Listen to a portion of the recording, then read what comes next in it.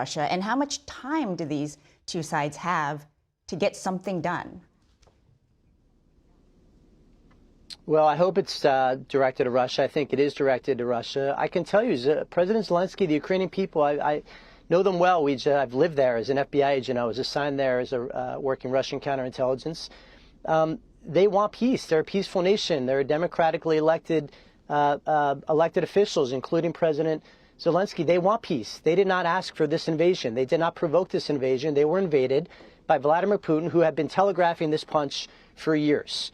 We all knew what he was intending to do, and now he's doing it. He views the fall of the Soviet Union as the greatest geopolitical disaster of our lifetimes, and he's trying to reconstitute it. Step one is Ukraine. We cannot allow him to do that. And what we also can't allow is for the precedent being set here that dictators are going to be rewarded for violating the territorial borders and territorial sovereignty of their neighbors. We cannot reward that. So, I want to say this too.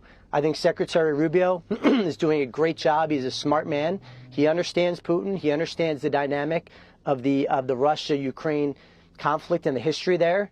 And I have full faith in his ability to barter a just and fair agreement. But it's important to remember, and this applies to all agreements where we facilitate as a nation, that it's ultimately up to the nations to accept and abide by those conditions. President Zelensky, the Ukrainian people desperately want peace. They've always wanted peace. They were a peaceful nation before Russia wrongfully invaded them, and they want to get it back. But it's got to be a just and lasting peace. And very quickly, Congressman, because we have to let you go soon, but if these talks fail, the president was ambiguous about whether the administration would continue to support Ukraine, and Speaker Johnson has earlier said that there was no appetite for additional aid. So will there be a new bill on the House floor? Quickly.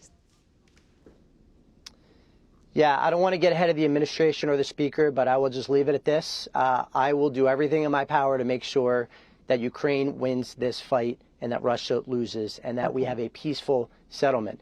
If you look at every time the Ukraine support has been put on the House floor, overwhelming support. Thank you, Congressman Fitzpatrick. Really appreciate your time.